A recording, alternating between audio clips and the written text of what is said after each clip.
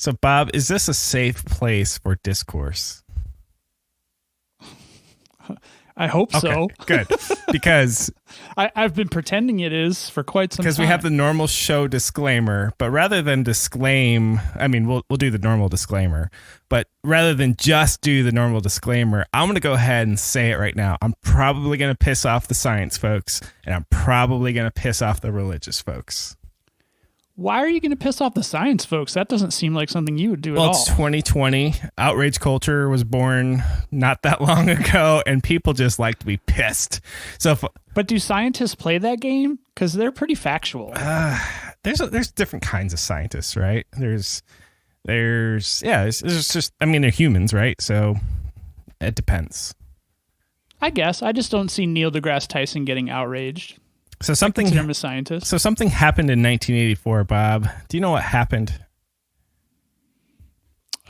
George Orwell wrote a book? No, he actually wrote that in 1948, but about the year 1984. I probably got the year he wrote it wrong, but it was a long time ago. Anyway, no.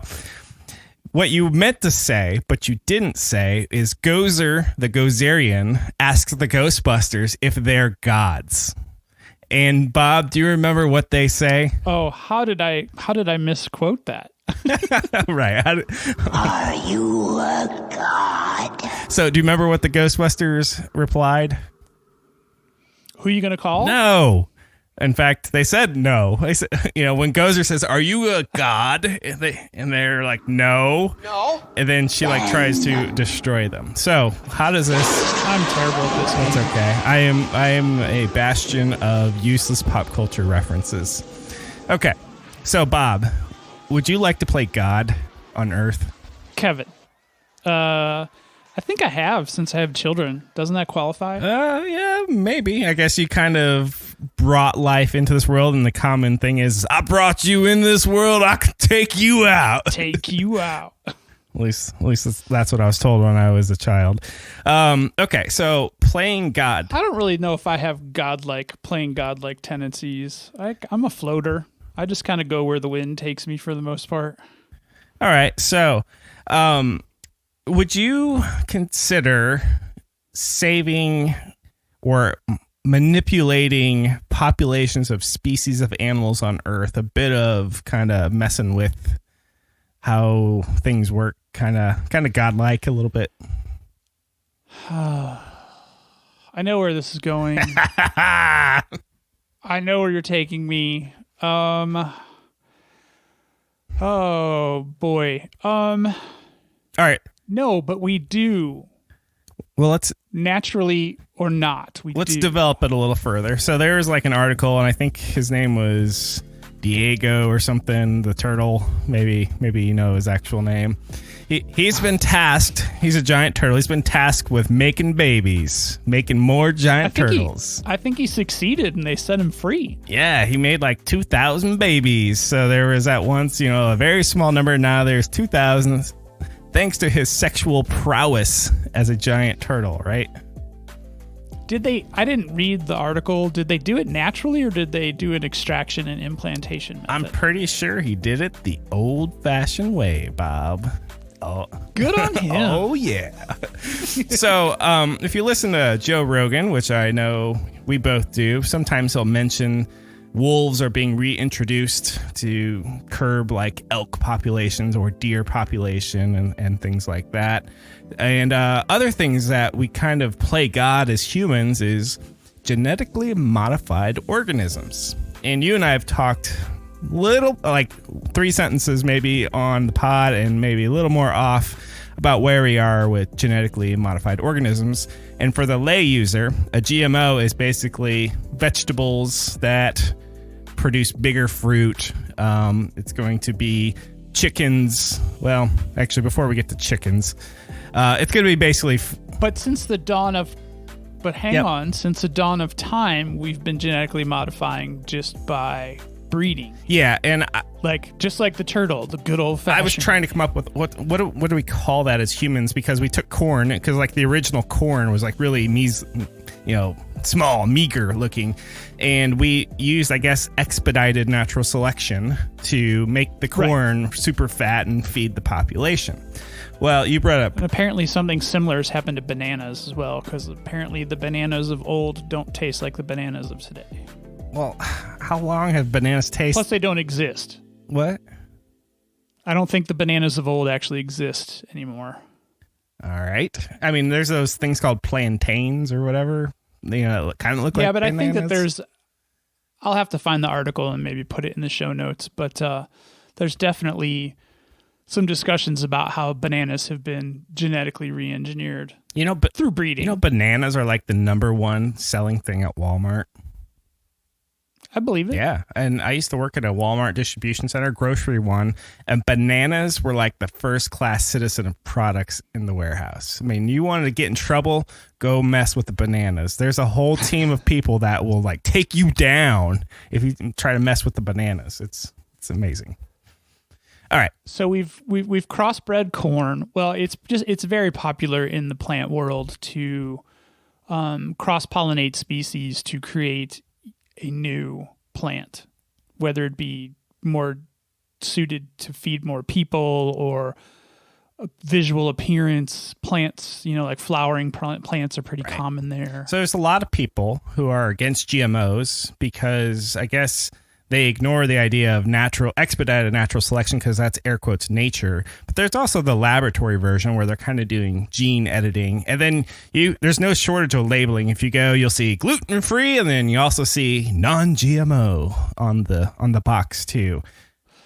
But do you think, so as far as that classification goes, they're talking about laboratory genetically modified, not classic just cross-pollinating. Right. And I saw a tweet, and I'm not going to be able to give the person credit, but basically it came down to the difference between laboratory and natural selection is basically this human emotional laden burden that you put upon yourself, because at the end, they both won't kill you, they both taste good, and they both will feed you. So who cares whether it was in the lab or natural selection, right? But I think, and this is probably getting to the crux of where you're going to anyway, I think that the general fear is if we're doing this artificially, and even so far as the artificially not encouraging the crossbreeding of species, those kind of things, but if we're doing it in a scientific lab underneath microscopes with, syringes and centrifuges and things like that, I think the inherent fear is that that's going to cause a domino effect of negative consequences. Right. And if we stick with food for a moment, and I told you, you know what? Here's corn. I'm not going to tell you whether it was modified by the laboratory, whether it was not modified at all, or it was we just had many, many, many generations of expedited natural selection. Here you go. Would you eat it or not? Or would you care? I probably wouldn't care. I definitely wouldn't know, although like supernatural stuff tends to be a little bit different on the flavor profile, texture, all that kind of stuff. But I mean, yeah, it really makes no difference to the palate. The other buzzword in food is organic, which if you look at the rules, basically there's, as long as you check like two or three of these boxes, you can use the word organic, but it's totally, in my opinion, non-GMO and organic is totally a marketing term. It's totally just some hipster way of saying we're better than you, and it's just the new marketing. What do you think? Yeah, organic is definitely more of an encouragement to follow a specific set of standards as outlined by some organization, where the GMO is almost like a confession or not confession. Like, so we're just letting you know this product has been genetically modified. And I probably should have looked up for the episode what the true definition of genetically modified is. While I muse on this next topic, maybe if you want to ask Mr. Google, so the next part is so we talked about plants, and you mentioned the word breeding. So we breed plants. We also breed animals. So we have dogs, right? I own 2 Labradoodles. That's unnatural for the most part, unless you have a Labrador and a poodle who are like friends. I could see a lab thinking poodle is kind of cute. Yeah, asking her out on a date. Yeah, they use like doggy Tinder. It's really weird, but now I have two labradoodles. So bark left, bark right. Exactly.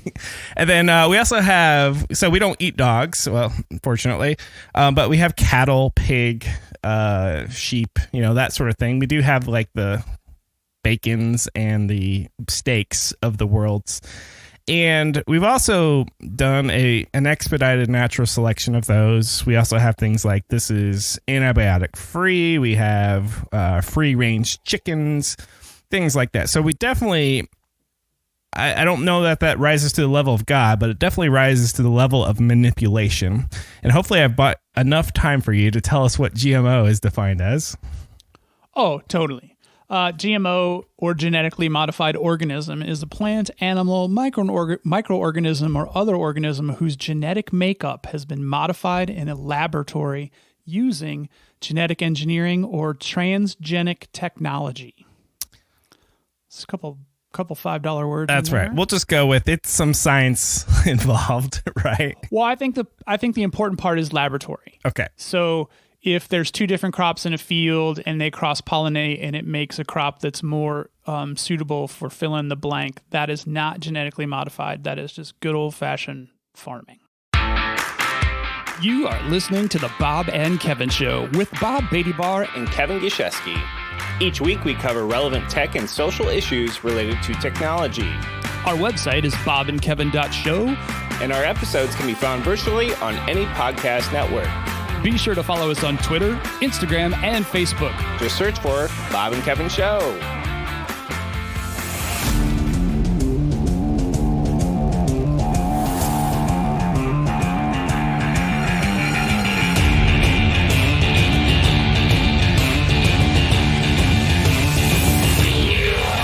Just to take it to the extreme, because that's what we do here. So if I now build 4 walls and a roof around your field, and they're making babies under the roof, and I stick a sign on that says Kevin's Laboratory Farm, is that now GMO? Would you be using genetic engineering or transgenic technology? I think the operative words in there are engineering and technology. I don't know. All right, moving on. No, I don't think you would. I think if you put a house over your plants that were doing it with people that plants that weren't their species, I think you're fine. I was going to ask you then if the tomatoes that are growing in a window at grandma's house, is she, practicing GMO? So I guess we're saying no. So, well, it's funny that you bring that up because I'm sure we'll touch on this later. Well, I'll save that. So okay. Where are you taking this next? All right. So manipulating, breeding, growth of vegetables, laboratory, things like that takes me to, like when an animal is going to be extinct, like the turtle, or low in number, like the black rhino, or pick some sort of endangered species. As humans, and this is where I'm going to piss off probably, I don't know, maybe everybody. I look at that and go, maybe we should let them all die. And please don't at me, but I'm asking. Well, no, but I think there's a definite. I don't think it's just you. I think there's a whole camp of people who believe that the natural consequences of all of our actions are those natural consequences, and we should let those play out. I think there's obviously another camp of people who believe that we should do everything within our power. I'm doing everything in air quotes, by the way. Right. Everything in our power to stop that destruction based on our natural consequences. But then, however, some people in that camp would be appalled if quote unquote unnatural methods were used to course correct, even though unnatural methods probably put us on the course in the first place. Right. So to recap, on one hand, we introduce wolves to balance an ecosystem. On the other hand, we take an ecosystem that is favoring the extinction of obsolete, potentially, animals, and we artificially prop them up. Well, but I think in a lot of those cases, those are reintroductions. So let's say, especially as it relates to the wolf used to roam free across many a continent. And then due to expansion, technology, and probably very specific measures to remove wolf populations from an area, now we're finding that they did serve a purpose in the conservation effort and management of wild animals. So now we're reintroducing species back into areas where they used to be but aren't any longer. And I get the whole idea that ecosystems can collapse and you have to possibly recognize it and make adjustments. But let's take it to the extreme. A Bob and Kevin show favorite. So the Tyrannosaurus Rex was not completely extinct by a meteor. In fact, they lasted until the early 20th century, and then the final ones were placed into captivity. Do we need to keep them alive, is what I'm getting at. I'm sorry, wait. This is fake, right? Oh, totally. Yeah, so... Okay. I was like, what books are you reading? No, I am definitely, at risk of sounding like weird flat earther guy. I'm completely hypothetical. What if the T-Rex lived to modern times? Would there be people out there going, we need to save the T-Rex? Meanwhile, we haven't heard from that person in a while after they tried to feed it, Oh, without a doubt, there would be the save the T-Rex people. All right. So now we've kind of set the table here. So... imagine we have. I'm so confused. Where is this going? So imagine you had the ability to bring back the T-Rex, kind of like Jurassic Park. But your scientists were so preoccupied with whether or not they could, they didn't stop to think if they should. Or, more likely, you had the ability to prevent or cure people of genetic diseases, such as, I don't know, bad stuff. There's a whole list of bad things. Right. Whole total list. And imagine that there's a technology that allows you to cut and paste DNA like it were a freaking Word document and just change the genetic code. And to recap, DNA is the double helix thing, and it's got 4 sets of possible letters. I forget the 4 letters. It's like TCGA or something like that. And those are the only, depending on how you combine these, that's basically what defines Bob, you as a person, me as a person, and everyone else. So sometimes there's errors in those, and those errors give rise to diseases. So there's a technology called CRISPR. Bob, do you know what CRISPR stands for? It's an acronym. I do have a tab open somewhere that tells me what CRISPR means. All right. But I don't have it right here. It means clustered, regularly interspaced, short palindromic repeats. Wow. Say that 10 times fast. So we're just going to call it CRISPR moving forward. And it's also typically grouped with a protein called Cas9, but there are more than one. So there's technology, and it's, I don't want to call it old technology, but it's emerging technology, but it's been around for at least 5 years or so, and it allows this cut and paste of somebody's DNA. So the first question I had for myself was, wait a second, you can cut and paste somebody's DNA, but DNA is per cell, right? So each cell has the same DNA, but if I want to cut and paste, a skin cell, great, but what about the other cells in my body? How do I, make it propagate through my body or whatnot? So I looked this up, and there's 2 ways to do this. They can either take cells out of your body, cut and paste, and then put them back in, or they can at the sperm egg level, at the embryo stage, right when they combine, get the first cell, they can edit that one cell, and they subdivide. Now it's in every cell in your body. Sounds awesome, doesn't it, Bob? We can just cure every disease. The end. Highly unlikely that that's the short. All right. Well, let's look some more at kind of how it works. So I watched the equivalent of TED Talks and stuff on this and different videos on YouTube. So essentially what CRISPR is a molecular scalpel, and it's actually, according to them, is very accurate, easy, quick, and inexpensive. Those are usually things you don't associate with like new, modern, cutting-edge technology, right? Yeah, I think like the legit machine is only like $10,000.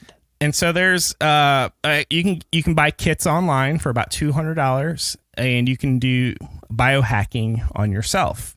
And the way it works is in your cells you have RNA, and they program these proteins to look for a certain sequence of genes or proteins, if you will, in your body.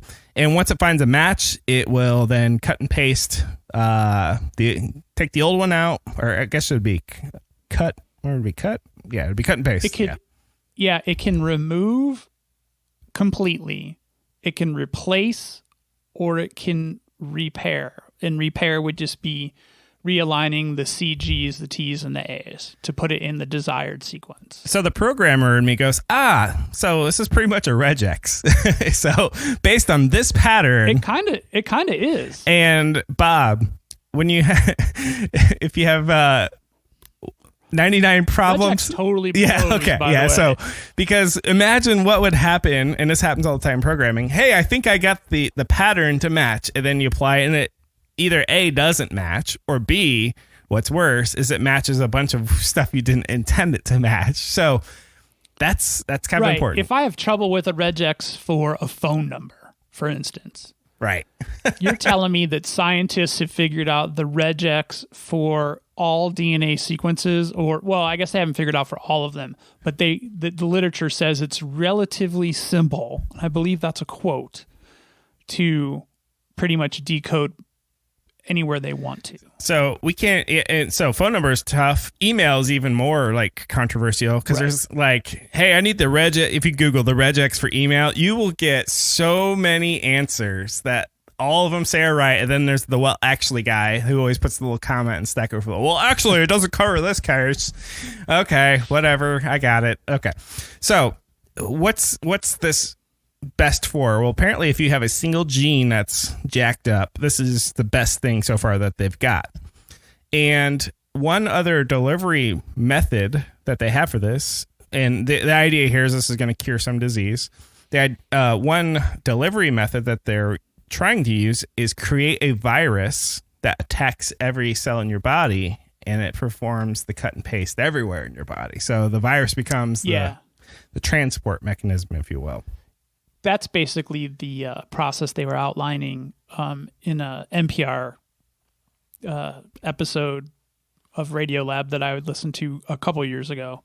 I think they actually just revisited it not too long ago. So one of my kids has to get monthly infusions at the hospital, and we have to do that for his foreseeable future, for life, as far as we know, because he got a jacked up immune system. So there's a bit of an appeal here that, hey, we can do this here. If you know somebody with cancer, I guess that's one application too. They can program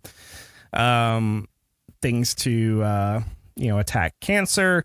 But what is kind of weird when people kind of go to the Black Mirror episodes are, could you create a super soldier? Could you create a designer child or whatnot? Right. So that's where it starts getting weird. Well, I think that's the slippery slope for most technology. Even that Netflix limited series, I guess is what they're calling it, that you had recommended, even in episode 1, the practical uses versus the, I would say, cosmetic uses that Joe user biohacking in their basement, like it was almost 3-to-1 cosmetic type things. Wow, that's an awesome transition, because I got a list of things here that, well, if this were possible, what could people use this for? Well, obesity would be one of them, right? Hey, I want to be able to eat whatever I want, and I want my body to be able to just whatever, that's what I want. Oreos every day, and I still look amazing. So that's one thing that people would use for vanity, right? Yes. So you got that metabolic, and then also like the muscle tissue, like the ability to multiply muscle tissue at a faster rate. And just to make things weird, breast augmentation, right? Right now, that's very popular for women to do breast augmentation or reduction, if you will, some sort of body modification there. And for men, I don't have to lead you very far to tell you what men might want to do. Ooh, if we say male enhancement, can we put that in the show title and get that clicked? Yes. Let's say it one more time. Male enhancement. Male enhancement. There we go. So it'll definitely be in the transcript. Now, vasectomy would be the next thing. Wouldn't it be great if you didn't have to do anything other than take an injection, and now you're just shooting blanks? They almost have that down to an injection at this point anyway. It's such microsurgery. So, And along these lines, what if we perfect this so much? And now I like going to the Black Mirror end of the spectrum sometimes. What if we no longer procreate the old way, air quotes? Everyone becomes sterile through an injection, and then you just order your baby online. From the central repository? You've heard this story before. Except this time you're going to take a swab of your mouth and then your potential mate, and you send both Q-tips in. And dude, that sounds hot. And 4 box tops from your favorite cereal. Yeah. And it goes to the central repository. They engineer your child from an embryo. They basically go to the freezer and, do their thing and, drop in whatever it is they do. And then your kid shows up. The woman doesn't even have to go through the pain of childbirth anymore. Everything is custom ordered. It's your kid. There's hopefully no swapping of DNA with the wrong donor, whatever. What do you think? Let's take it back a half step. Okay. Because I think one of the original sales jobs part of this would be we can eliminate X. And X in this instance, the sales job part of it would be something awful that is taking lives at a high rate at this current state in our global community of people. So let's say that works, without a large dollar payment, because it seems like this would be in the best interest of mankind. So why would it be expensive? First of all, that would never go down like that. It would be super expensive to start. But let's say that they could fix something that affected a lot of people. The immediate cascade effect is we have people starving all over the world now anyway. We do.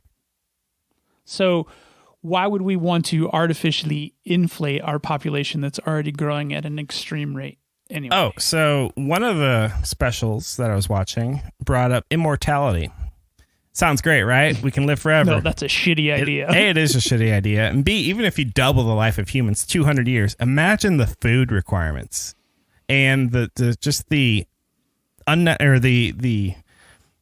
actual cleaning of the human population numbers won't happen at the same rate. I mean, you want to talk about overpopulation now, right? The only thing I could think of that would be worse than being 100 would be being 200. Well, okay, because of aging. But did you know that the common lobster does not age? Okay, by what standard? I don't know. They were talking about how lobsters don't age, and I guess squids. There's different things that don't age. They still die. They're not immortal, but they don't age. They're the same age-wise. I don't know how you determine the age of a lobster, but you ask him. Hey, how old are you? Well, I'm 32, but I feel like I'm 6 months or whatever. So. I'm calling so much bullshit on that statement. A lobster doesn't age. Google it. Check it. Look into it. So, all right. But the simplest, our cells age. That's a known thing. Cells age and die off. Right. And they're not the same as the day that they were formed. So how do we have organisms swimming around in our oceans who don't age? Well, we'd have to look up the definition of aging, but the implication here is if humans can take lobster DNA and put it into humans, perhaps we don't age either, or we could even reverse the effects of aging. Or we end up with a hard outer shell and tentacles. Okay. See, I love your. We didn't plan this, but you have another bullet point I have on here. Also, we never plan anything, just in case. We don't. We do plan separately, just not collaboratively. So, right. But imagine we're like, hey, we got this figured out. You can go on Amazon, order your CRISPR kit. You're like, hey, you know what? Instead of those tacky wild eyes for Halloween, I want real red eyes this year. So you go on Amazon, you buy your CRISPR kit. Suddenly you have red eyes. And you're like, yeah, I'm getting tired of the red eyes. Let me go back to blue. Ooh, you should make them glow, bioluminescent eyes. Wouldn't that be cool? Kind of like the Night King from Game of Thrones. Yeah. Oh, add that to cart too. Yeah, get one for me. Right? What could go wrong? Yeah, but have you ever cut a piece of paper and then pasted it back together and then cut it again and pasted it back together? Eventually, Eventually, the shit gets shorter, and eventually it just breaks. Kind of like if you take a JPEG and just keep resaving it 1,000 times, it turns into this pixelated goo. So what I'm getting at here is, are we risking creating bio disasters by making this super easy and convenient? I would say yes. We're going to have that exoskeleton that we didn't mean to get from the lobster because we thought we were getting no aging, but now we have these freaks of nature, right? Yes. And did you see that panel? It was like the Silicon Valley Comic-Con, which I imagine that's probably like the biggest of the freak shows of everything. But in the first episode of that Netflix special, they had that panel. And the one guy, I get what he was lobbying for. You know, this CRISPR technology is being highly regulated with good cause, but we won't know what the implications of it are if we can't test it on healthy people. So I get what the guy's coming from, but I just feel like you're just asking for a shit ton of negative consequences. Yeah. So like anything. So, okay, let's take the invention of the atom bomb, which was preceded by the splitting of the atom. So when they split the atom, they probably, the Manhattan Project was built for war purposes. But I think it's Oppenheimer who ran the project was like, oh, fuck, basically the cat's out of the bag at this point. A new era is dawned, and that's absolutely happened. And so the atomic bomb had some noble consequences, which is energy, nuclear submarines, more military. So we had nuclear power and things like that, but it came at the consequence of having created the most destructive weapon ever. And so I look at this CRISPR stuff as going, hey, this is cool. It has some good here, but it also has the consequence of having potential bio disasters. We could create some sort of biological weapon that can actually annihilate all of us overnight. Some virus or something. Almost seamlessly and silently. Right. And I think you brought up Game of Thrones, and I was just thinking about, the what was that army, the Unsullen? Is that what they were called? The Unsullied, I believe. Unsullied, they were all yes. eunuchs. Right. So they could, in theory, speaking of the bioengineering, not just like chemical warfare, but they could bioengineer people without remorse, without, appendages that aren't necessarily needed or appendages that would tempt them. So, make it so there's tons of negative. Or make it so humans are now hermaphrodites and you can actually reproduce asexually and you don't need a mate anymore. You just divide or whatever. Oh boy. I'm pretty sure the Republicans will never let that Like I said, we're going to piss off everybody here today. Hey, if we really want to piss off people, abortion. I'm going to bring up abortion. So you're probably wondering, how does this mix in? Well, in a lot of countries and a lot of places, there's early pregnancy testing, and some people choose to abort their pregnancies or terminate the pregnancies, whatever the PC version of that is, based on that. And so you could look at this as going, hey, we could prevent abortions of that variety if we can fix it. Hey, we see there's a hole in the heart, let's fix that. We don't have to abort the fetus, right? So there's I can see people coming. Where am I going with this, Kevin? I can see people from both sides of the. Oh, you took my line. Damn it! I can see people on both sides arguing for and against this. Is what I'm saying. And when I say both sides, it's the two sides in America, people. Spoiler alert. So, I'm not sure how this will come down. Do you see this going any particular way? I think that the in-womb genetic defect repair is definitely another one of their sales tactics for this type of technology.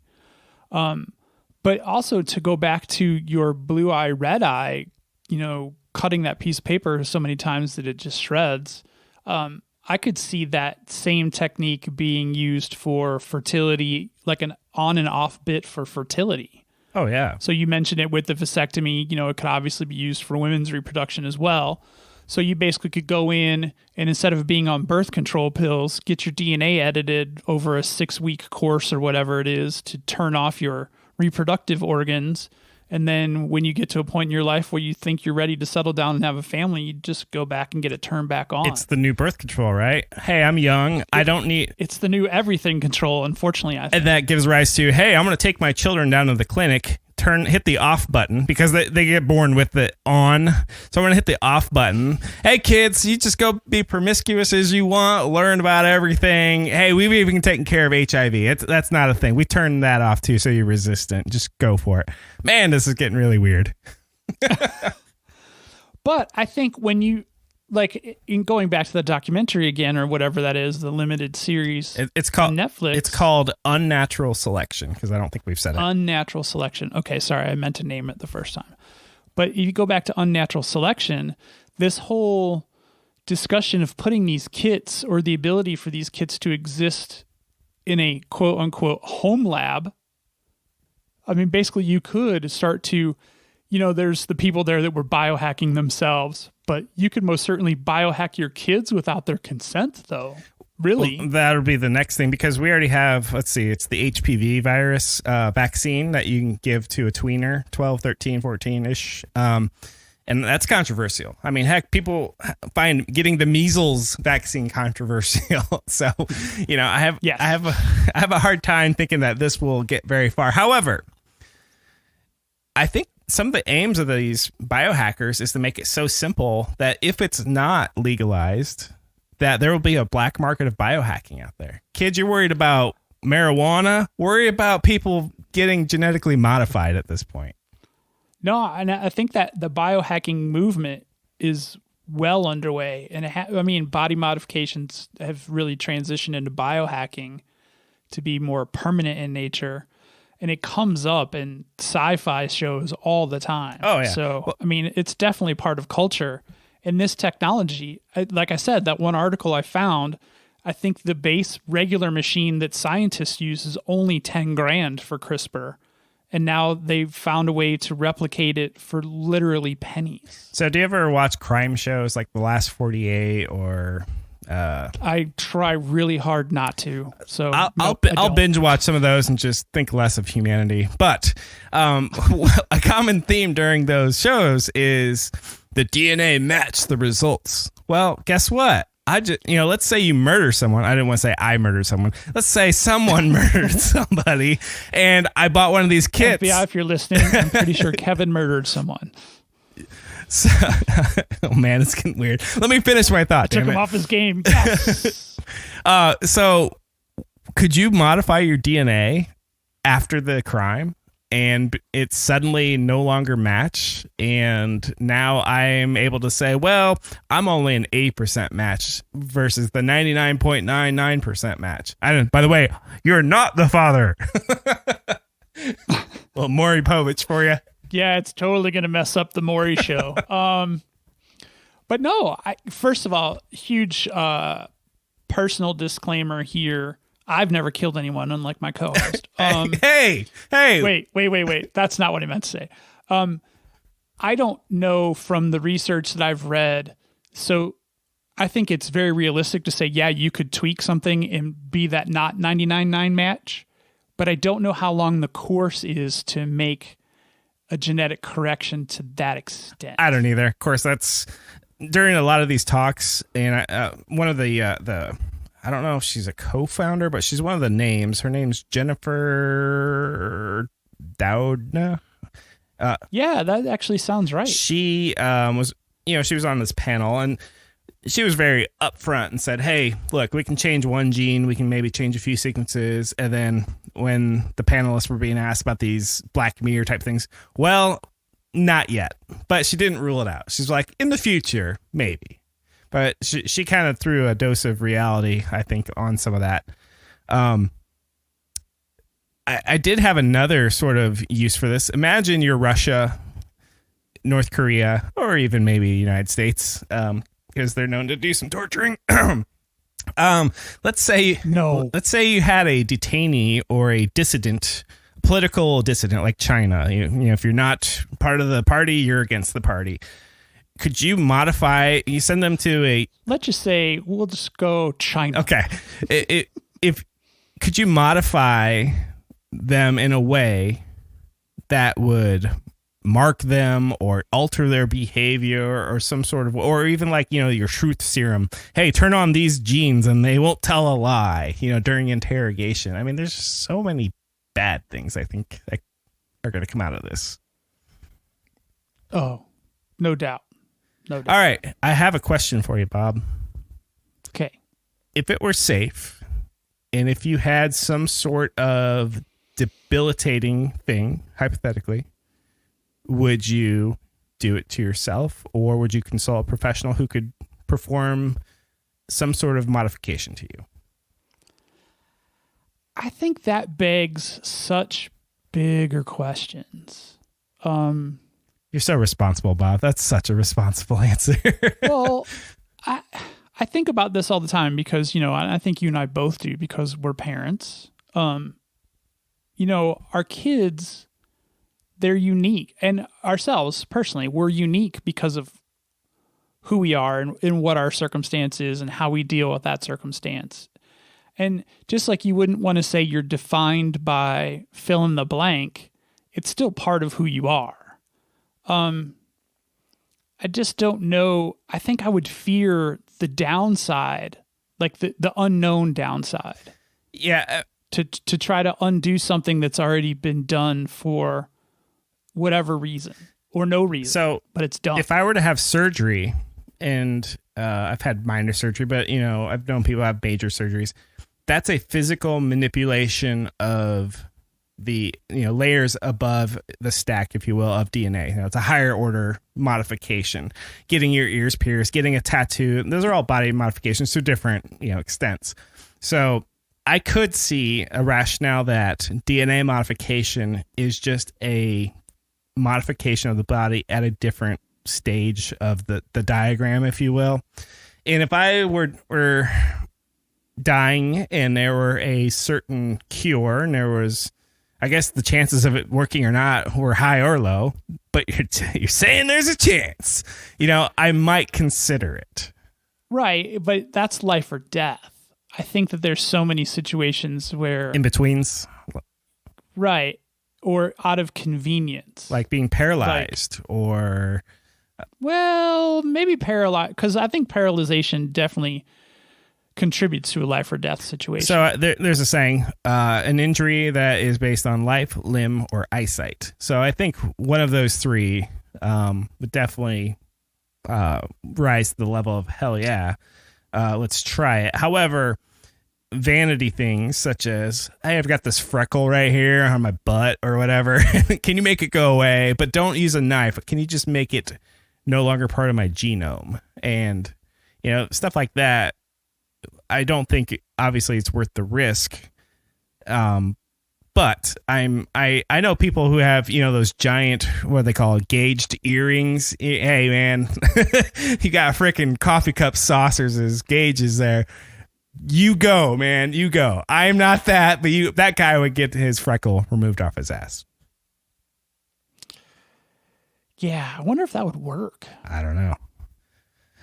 There's just so much I don't know about. But here's one thing that I wanted to make sure that I got to before too long.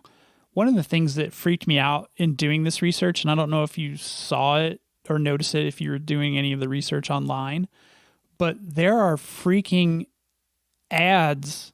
Like I'm staring at one right now. It's in the middle of one of the articles that I pulled up. It's about the lab that found a way to basically make CRISPR tools for pennies. There's an ad on the page that says, "Stop doing CRISPR for yourself. Order your knockout cell lines."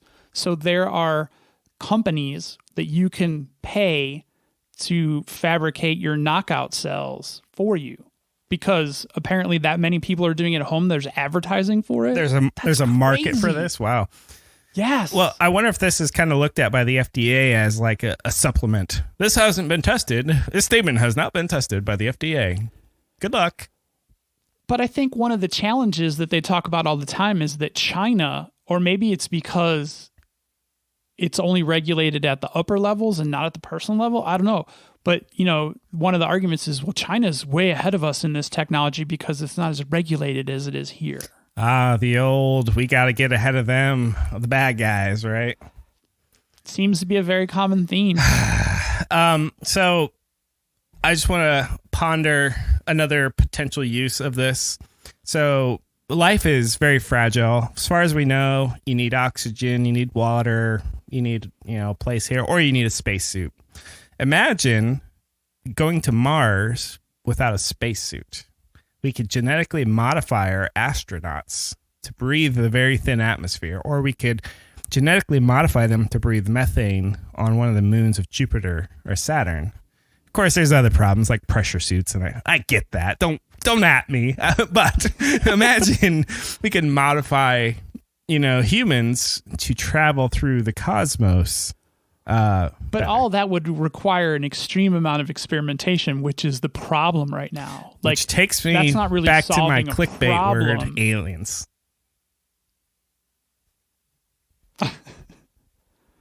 What's the connection there? Aliens. Okay, so imagine aliens have already had this problem. They want to go visit Earth, but we can't get there because of these biological issues. So what if they've evolved to the point where they now can do their own DNA splicing and editing, and they've modified their bodies so that they got big black eyes and they're small bodies and they're gray and they're very smart and they can travel across the cosmos. Maybe aliens are already doing this, Bob. What do you think? I'm going to guess they probably have better genetic code to start out with. That's what I'm going to guess. All right. Or so they live in a society where the genetic modification of their organism is an accepted norm, and they bioengineer themselves to suit whatever next, global mission they have. All right. So we've always heard of things like intelligent design versus evolution, right? I told you I was going to piss off everyone. Right. So intelligent design is basically the idea that humans started out as humans. They did not evolve to humans, where evolution is basically we started in a petri dish, a little swamp, and then eventually we became humans over millennia. So what if humans were actually designed by aliens? I know I keep bringing this back to you. I'm sounding really like tinfoil hatty. I apologize to everyone, but what if humans were dropped here as an experiment, or monkeys or apes or chimps, if you will, were here, and then they're like, hey, let's take our own DNA and take these bipedal organisms with arms and let's combine it with our own DNA and just leave them here, and we're some lab experiment that they're checking in on us every now and then.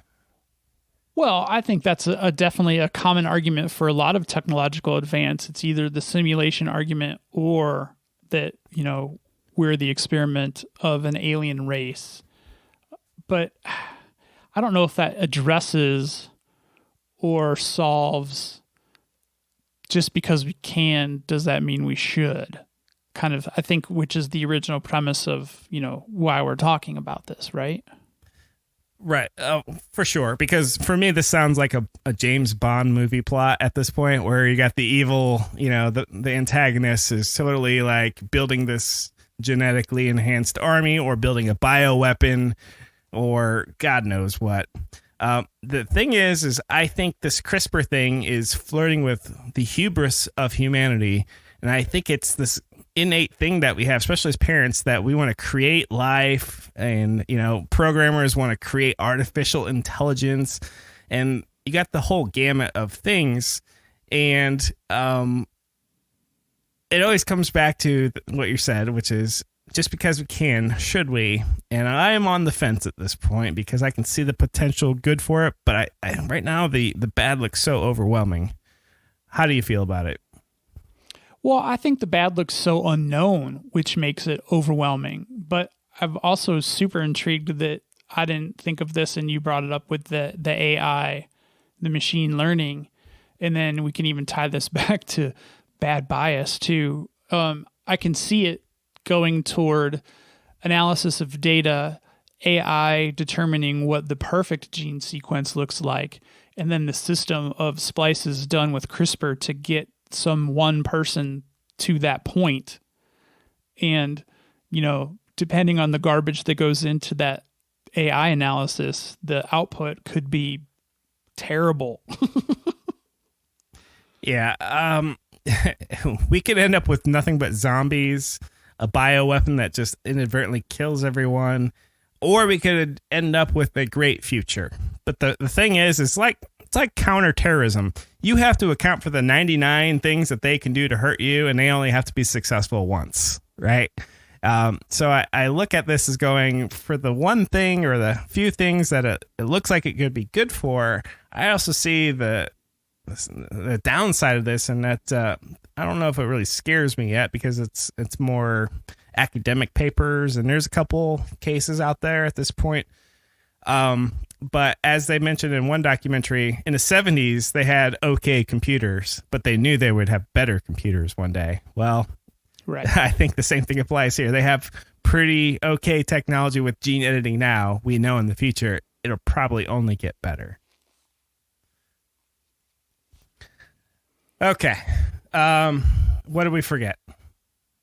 Well, I think it'd probably be a little bit remiss to not mention that I think we're both in agreement here that regardless of the outcome, I think the technology itself and the research that's, been put into this problem that needs to be solved, apparently, of, splicing genes and figuring out that you could use a protein that acts as a virus to basically do the work. It's pretty impressive. I mean, it's very impressive. Oh, like who thinks of this shit?